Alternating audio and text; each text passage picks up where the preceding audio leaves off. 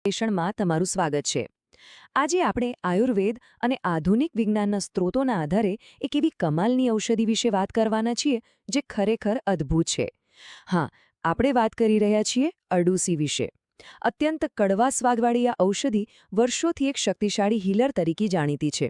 તો ચાલો આના વિશે ઊંડાણપૂર્વક માહિતી મેળવીએ. જો તમે ક્યારે અરડુસી જોઈ હોય તો તેના પાન, ફૂલ અને મૂળ બધું જ દવામાં વપરાય છે. પણ એક રસપ્રદ વાત કહું, આના બોટેનિકલ નામનો ગ્રીક અર્થ થાય છે જેને બકરીઓ પણ અડતી નથી. હા, સાચું સાંભળ્યું. આ તેની ભયંકર કડવાશ દર્શાવે છે.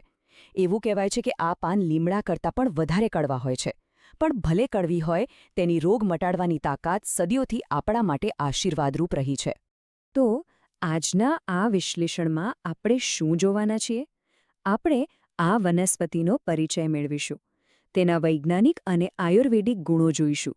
ખાસ કરીને ફેફસા અને શ્વસનતંત્ર પર તેનો જાદુ સમજીશું. કેટલાક અન્ય આશ્ચર્યજનક ફાયદાઓ અને છેલ્લે તેને ઘરે કઈ રીતે ઉપયોગમાં લેવી તે જોઈશું. ચાલો, વિભાગ 1થી શરૂઆત કરીએ. એક અદ્ભુત ઔષધિ એટલે કે આ વનસ્પતિનો પરિચય. હવે આ સ્ક્રીન પર દેખાતા પાન જુઓ. આ અરડુસીના ભાલા આકારના અને થોડા ચામડા જેવા મજબૂત પાન છે, જે ખૂબ જ ગુણકારી છે. આ સદાબહાર છોડ પર મસ્ત સફેદ અને આછા જાંબલી રંગના ફૂલો આવે છે. તમને જાણીને કદાચ નવાઈ લાગશે કે આયુર્વેદ અને યુનાની ચિકિત્સામાં આનો 2000 વર્ષથી પણ વધુ જૂનો ઇતિહાસ છે. એટલે એટલું તો ચોક્કસ છે કે આ કોઈ આજકાલનો સામાન્ય છોડ નથી.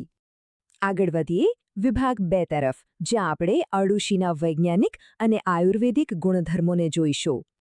આયુર્વેદ અને મોડર્ન સાયન્સ બંને એક જ વાત કેવી રીતે કહે છે તે જોવું ખરેખર રસપ્રદ છે.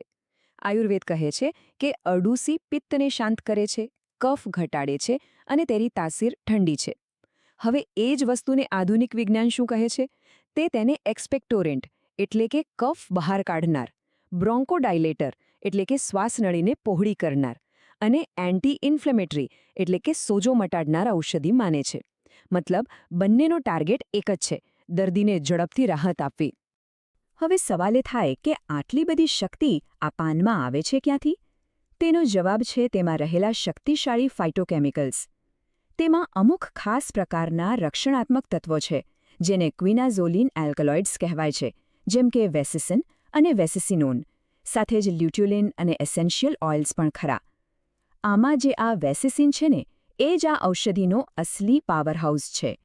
હવે આવીએ સૌથી મહત્વના વિભાગ 3 પર, શ્વસનતંત્ર અને ફેફસા માટે અરડુસીના જબરદસ્ત ફાયદા.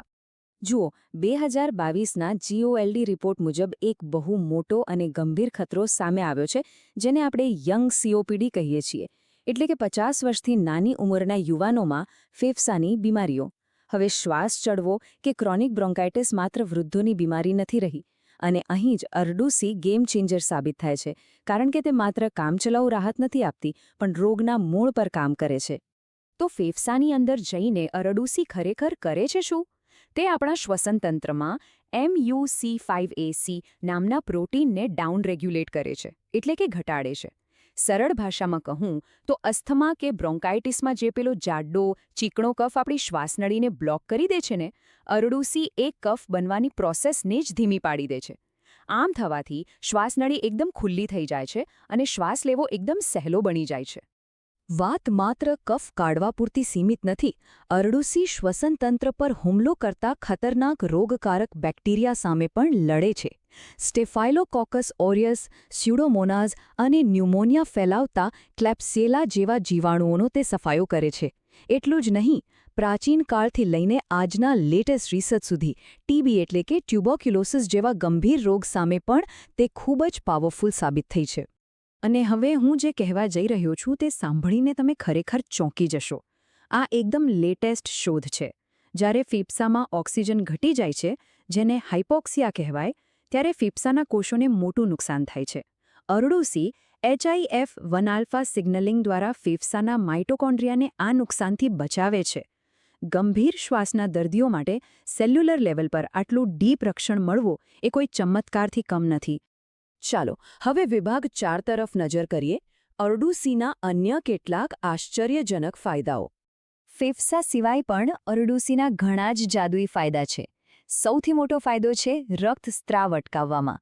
જો નાકમાંથી લોહી પડતું હોય, એટલે કે નસકોરી ફૂટી હોય, ડેન્ગ્યુમાં પ્લેટલેટ્સ વધારવા હોય અથવા સ્ત્રીઓમાં માસિક ધર્મ દરમિયાન વધુ પડતો સ્ત્રાવ થતો હોય, તો આ અદ્ભુત કામ કરે છે.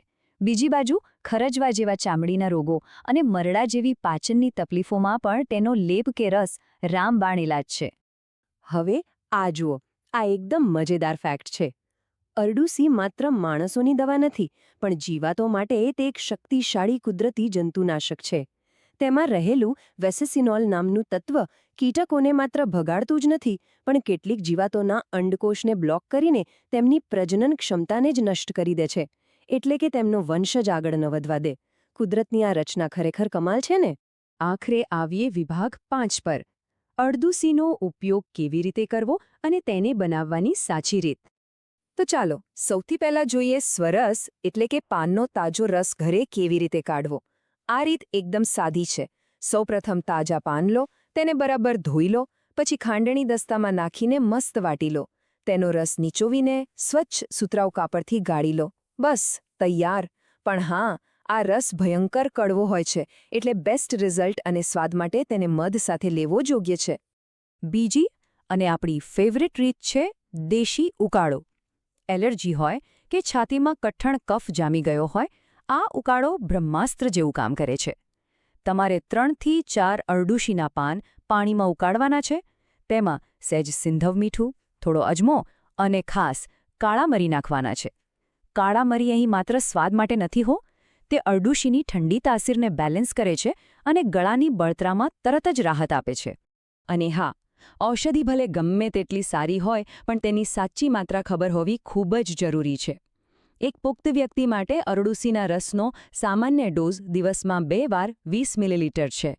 અને મેં પહેલાં કાળા મરીની વાત કરીને, તેનું બીજું કારણ એ પણ છે કે તે પેટમાં કોઈ બળતરા ન થાય તે માટે એક કરેક્ટિવ એટલે કે સુધારક તરીકે પણ કામ કરે છે. તો આજના આ વિશ્લેષણને અહીં જ વિરામ આપીએ, પણ જતાં જતાં એક વિચાર ચોક્કસ કરજો. પ્રાચીન લોકકથાઓ અને ઋષિમુનિઓથી લઈને આજના આધુનિક ફાર્માકોલોજી સુધીની આ અરડુસીની સફર ખરેખર અદ્ભુત છે.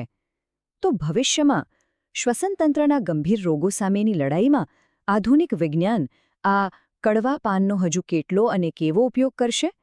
મને આશા છે કે આ સમજૂતીથી તમને કુદરતી ઔષધિઓ વિશે કંઈક નવું અને જબરદસ્ત જાણવા મળ્યું હશે.